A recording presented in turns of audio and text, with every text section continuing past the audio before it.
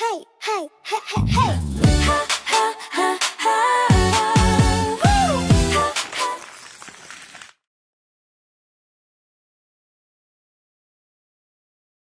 Sir, may dumating pong papel kay ma'am. Patingin na lang ng sobre, manong. Sige po, sir.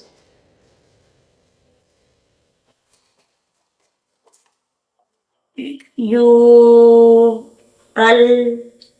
ko. Akin na nga po yun. Yural ko. Bill po ito ng kuryente sa bahay, manang. Judith po ay ngayon. Sirs, pasensya na po. Hirap po talaga ako magbasa at magsulat. Pero pinagtatsagaan naman po ako ni Ivy para turukan. Si Ivy po ba? Opo, sir. Dahil po sa kahirapan, hindi na po ako nakapag-aral. No read, no write po. Pero pinagtsatsagaan naman po ako ni Ivy. Yan, unti-unti po natututo naman po ako. Si Ivy na nga lang po ang kasama ko sa buhay. Patay na po ang tatay niya. Madalas po, biktima po ako ng panluloko. Pero pinagtatanggol naman po ako ni Ivy. Lumaki po siyang palaban at walang kinakatakutan.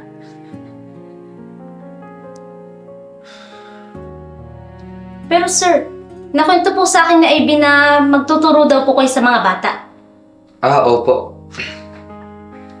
Sir, pwede niyo po bang sabihin kay Ivy na kumain sa tamang oras? Dahil sa focus sa pag-aaral, hindi na po siya nakakakain ng ayos.